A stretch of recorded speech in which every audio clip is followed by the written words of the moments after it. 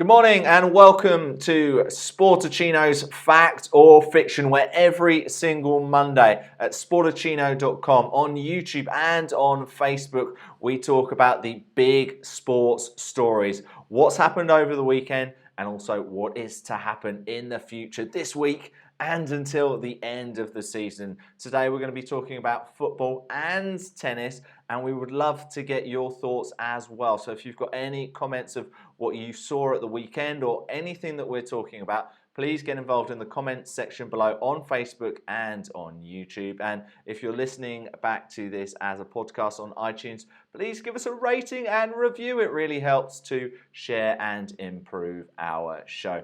I was at the Brighton versus Everton game on Sunday. As a Brighton fan, I was pretty deflated when Wayne Rooney scored that late penalty to get a 1-1 draw. That isn't one of our topics, but of course, if you want to mention it in the Facebook comments below, please feel free to give your opinion. But we're going to be talking about all the other big games and all the major incidents. And I'm delighted to say that on this week's show, I'm going to be joined by Oisin Walsh from Playnbrag, and he joins me now live. Oisin, welcome to the program. How are you doing Richard, this how you morning? doing?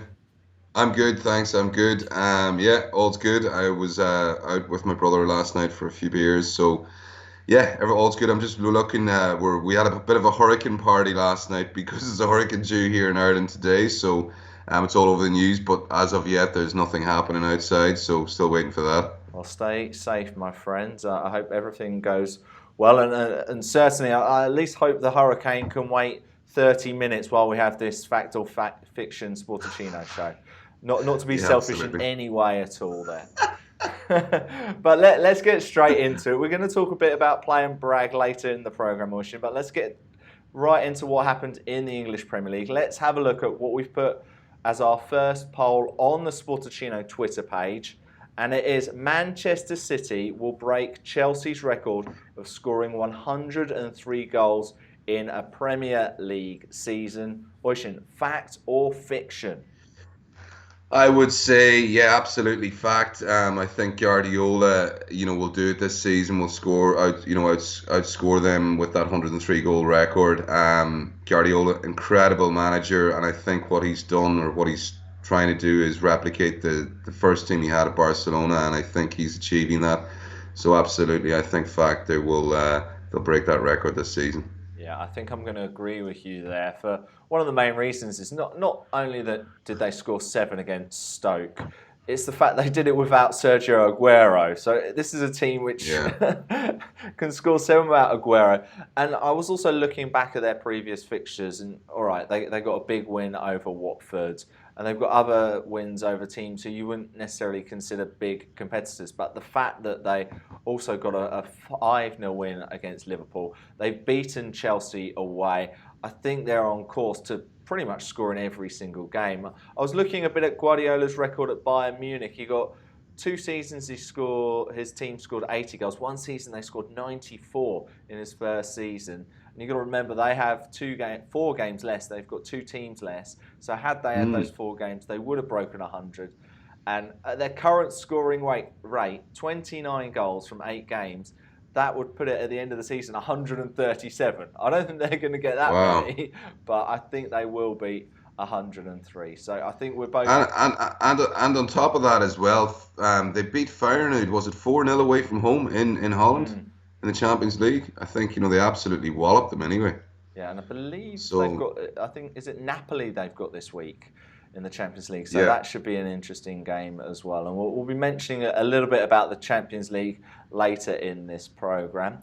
So I think we're both agreeing there. So I think it's time for us to move on to the next question in this fact or fiction. And we're going to be talking about the Liverpool 0, Manchester United 0 game from Saturday. Another absolute bore fest. And so we're going to be talking about Mourinho's tactics. And we've got here, Jose Mourinho's tactics for away games will cost Manchester United at the end of the season. Fact or fiction? yeah. I was surprised at the weekend that seemingly he played for a draw with Liverpool in Anfield. I was surprised at that. In our own site, Playnbrag, I put United to win that game, Man United, but. I don't think it's going to cost Manchester United Mourinho's tactics. I just think Manchester United aren't going to win the league this season because they're too reliant on Lukaku. And if he, drops out of form or he gets injured, then, I believe they're in trouble. I think the league this season is City's to lose, Manchester City's to lose. For me, Manchester United are still a work in progress, but Mourinho's doing fantastic work there for sure. What about the potential return, though, of Zlatan Ibrahimovic, Oisin? He's good, and he's, I think his experience, brings more to the table than actual his ability at this point. But, he's a great player, and yeah, when he does come back to the fold, that's a very good point, and one that I kind of forgot, to be honest. But yeah, I still think they need more going forward, more up front to win the league. I can't see, they're a very solid team, and but they've started well, but again, I think for me this season, people say that leagues are won on defense, and the team that concedes the least amount of goals generally wins the league. But for me this season, I feel the team that's going to score the most goals will win the league. I don't know why I'm thinking that, but that's what I'm thinking. That's why I'm going Man City. And from our conversation already, we believe that the team which will probably score the most goals is Manchester City. I am going to agree with all of your points there, because I do, but I think I'm going to say fact, just because we've seen this United side, which isn't very common for Mourinho, to roll over a few teams. They had quite a few 4-0 victories already this season. You just felt, last year when they drew 0-0 on Red Monday, the most anticipated Monday night football game ever, which was the most boring, it wasn't quite as bad as that game, but you felt at that point last season, Liverpool were an informed team looking really good. Well, Man United really lacked an identity. Mourinho didn't know his best team. Well, this time around, he knows his best team. They're in really good form. They're scoring goals freely. And you just felt this is a game against a Liverpool team which has got a pretty weak defence that they could have really taken by the scruff of the neck. And yes, I think Man City are the team to beat, but I just feel that United have got to be a little bit more daring at times if they want to be the champions. But then again, Jose Mourinho, he's won titles by doing this before, so you just don't really know. Like, I was really surprised. I really, I was convinced Man United were going to beat Liverpool in Anfield just because they are the team in form, and like you mentioned, they've scored so many goals in previous fixtures. But at halftime, I knew it was they were cancelling each other out, and that nothing was going to happen in the game. And was it Mourinho's tactics? Were the team just having an off day? It's hard to know. Liverpool were the better team on the day. It's really, I was bemused, to be honest, by the approach and the result. I think I was looking at the fixture list, and I think it's going to be Manchester United against Manchester City on December the 2nd. I think that could be a really pivotal moment in this Premier League season. Yeah, absolutely. Well, one of the teams who haven't had a good start to the season is Arsenal. And we're going to talk about them next on Fact or Fiction. And they failed to reach the top 4 for the first time in a long, long time last season. And so we're saying again today, Arsenal will fail to finish in the top 4 again. Fact or fiction? Oh, absolute fiction. I don't see them finishing in the top 4. Man City, Man United, Spurs, and Man City, Man United, Spurs, and Liverpool, I think, will finish ahead of them. I don't even understand why Wenger's still there. I think he did a great job with Arsenal in his first 10 years with the club, and then ever since then, he's won 3 FA Cups. He should be, in my opinion, he should be long gone out of the club. He's doing, for such a great club with such great history. he's not really doing the club any favours by holding on to power and control, and he's just having a detrimental effect in the progress of the club. Well, they're actually not progressing at all. I don't think in the last 7, 8, 10 years. They've got great players. They have the potential to win the league, but they don't. And I think that's just a reflection of their manager. I think one of the major problems he's had at times is he doesn't know his best team. He buys in all these players and then he brings random youngsters up like Alex Iwobi and Serge Gnabry, and he sometimes plays them, then leaves more established players such as Oxlade-Chamberlain, who's now left, and Theo Walcott, and he just never knows. And this season, in fact, he's been playing around, playing a back three, and then a back four, and then playing Rob Holding, and not playing Rob Holding. He just doesn't know his best team, and for something which is such a constant factor at the club of being Arsene Wenger, he's not adding that consistency that he's almost famous for. And I felt March last year, Oisin, when there was all that pressure on him, it was the biggest amount of pressure I've ever seen on him. Why he didn't walk away, I'll never know. But yeah, yeah, like I feel for him. Part of me feels for him, but another part of me feels that he's been very selfish and he's holding on literally to straws to stay in power of the club and keep stay as manager. It's not fair on him, but it's also not fair on Arsenal and the fans. They have, they're in a position now to take the club to the next level. They're financially sound and all the rest, and they need to take this opportunity to capitalize on it and grow the club and bring it to the next stage. Because if they don't in the next 5 to 7 years, they're going to miss the boat, and they're going to fall behind. Because I think what I feel is going to happen in the next 7 to 10 years in European football and the Premiership football and everywhere else across Europe is that there's going to be a divide between the really big clubs and the smaller clubs. But yeah, I'm going to rant over.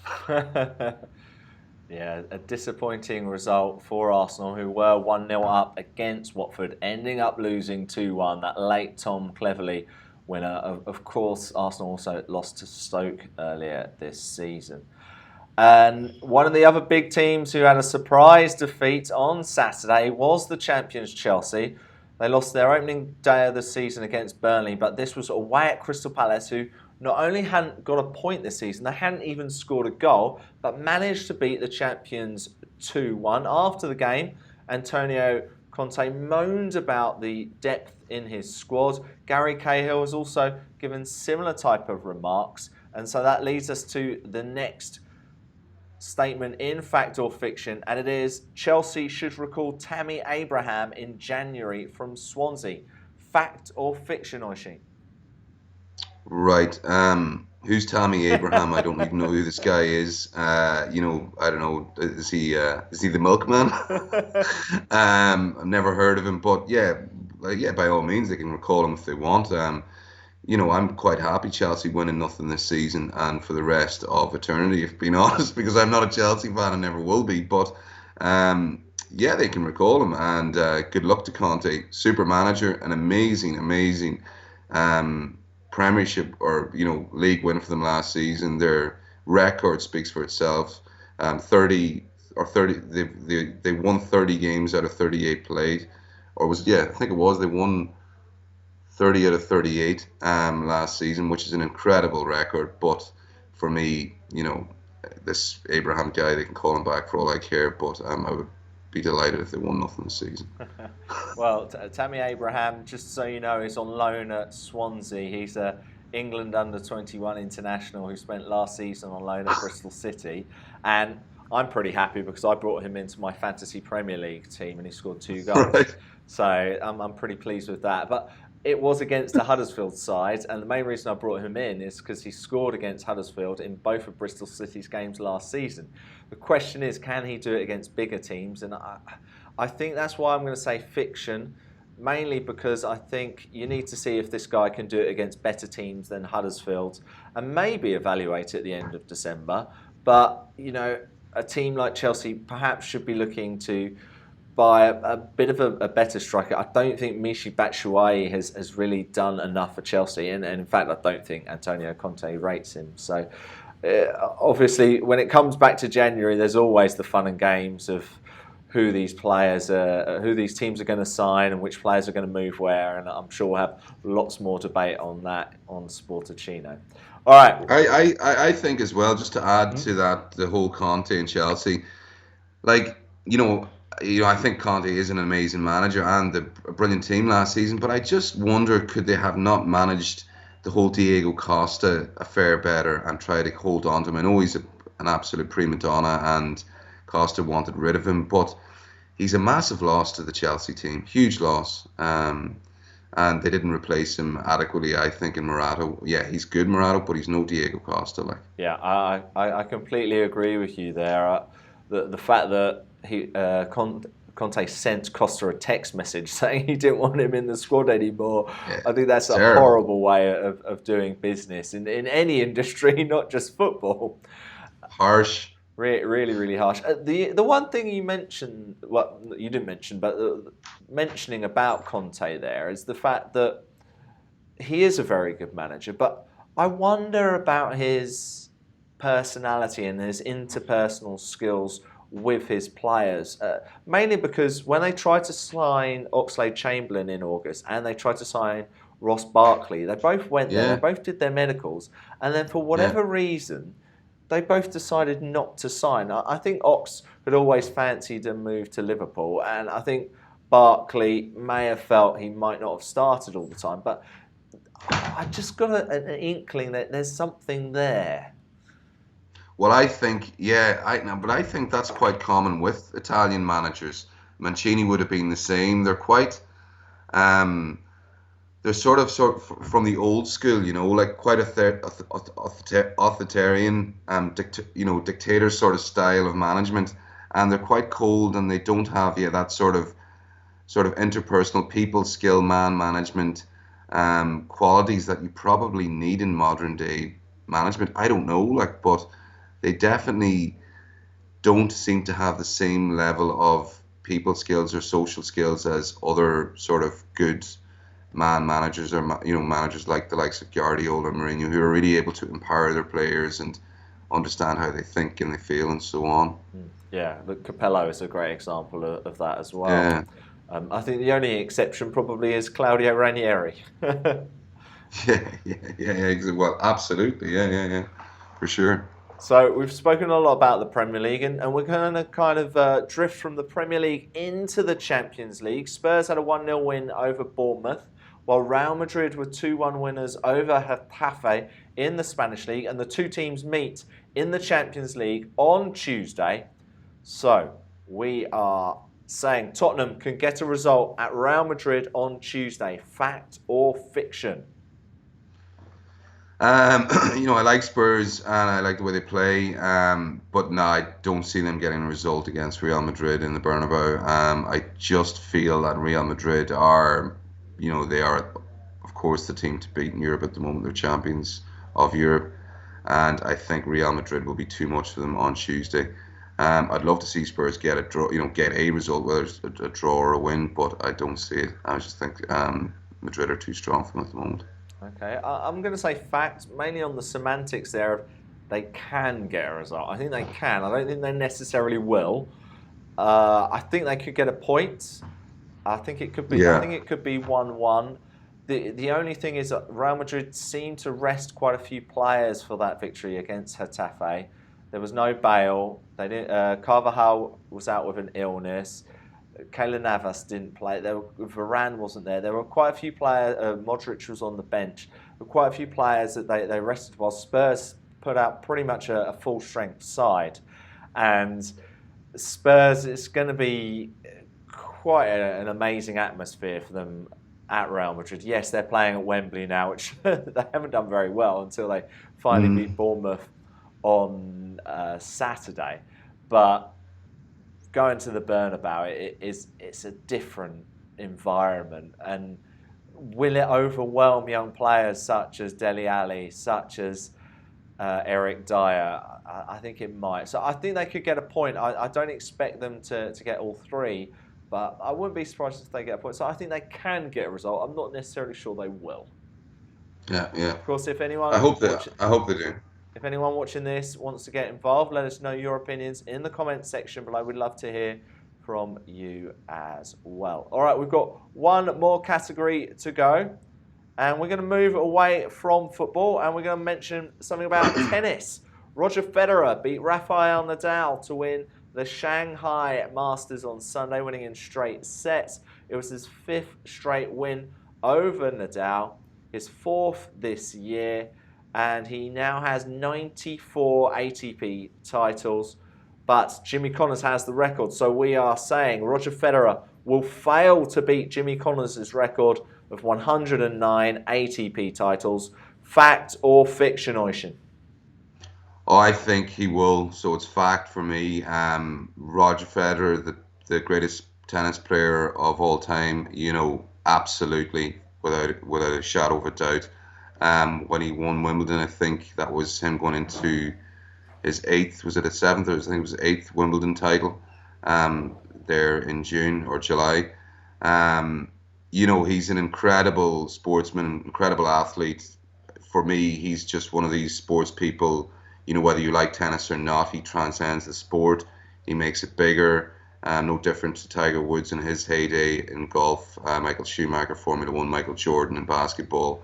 Phenomenal sports people with just incredible ability, but also incredible composure and so on and so forth. And yeah, just a pleasure to watch. Yeah, he really is. Just out of interest, you mentioned those big names of various different sports. If you were to collate them all together and to pick one greatest sportsman out of the lot of them, where would Federer be? Would he be number one?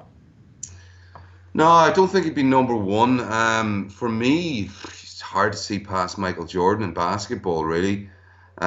Because, for me, how you rate them is how big they make the sport, how influential are they in growing the sport. And Michael Jordan was massive. Tiger Woods, I would say Michael Jordan, Tiger Woods are probably at the tied for number one, because like Tiger Woods in his heyday, it became the fastest growing sport for a time in the world, golf, because of him. And one of the reasons why we have so many young golfers now winning majors and all the rest is because of what Tiger Woods did in the early noughties.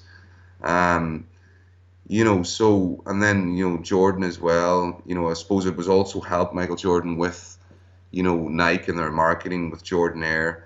But, I would put Tiger Woods and Michael Jordan tied number one, and then probably below that would be Federer and then Schumacher. Oh, wow. Yeah, it's funny you mentioned Jordan and the trainers. The Air Jordan trainers have become a whole industry in themselves. And this shows my life, Oisin. There was a question on the Chase saying, what's the most expensive pair of trainers ever? And it's £2.7 million, which is absolutely ridiculous. And part of that is because of the Air Jordans. I know people in America are trading them and making so much money. Good shout with Jordan. I haven't really thought about it. I think you've got to potentially put Michael Phelps up there for what he's done for swimming. Yeah, no, absolutely. Like Michael Phelps. Yeah, like for me, like, and this is just like, I suppose as this show is, it's just all about opinions. But for me, swimming, the Olympics, athletics in general, along with cycling, have been sort of completely, their whole sort of industry has been completely ruined with drugs or suspected drug use, because they have the capability of potentially using drug enhancing or using enhancing or drugs to to enhance their performance. So like I personally have no time for athletics or cycling because of that, because you just don't know, is it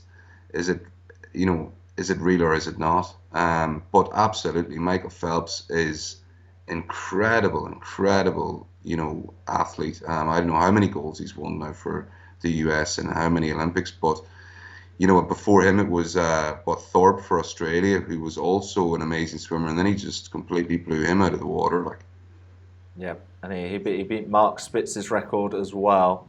Incredible Yeah. stuff. And of course, I also host a podcast called The Best in the World with Richard Parr, where every week I speak to Olympic and world champions. You can download that on iTunes to learn from the very best. So I've done my plug there, Oisin. Tell me about Playnbrag.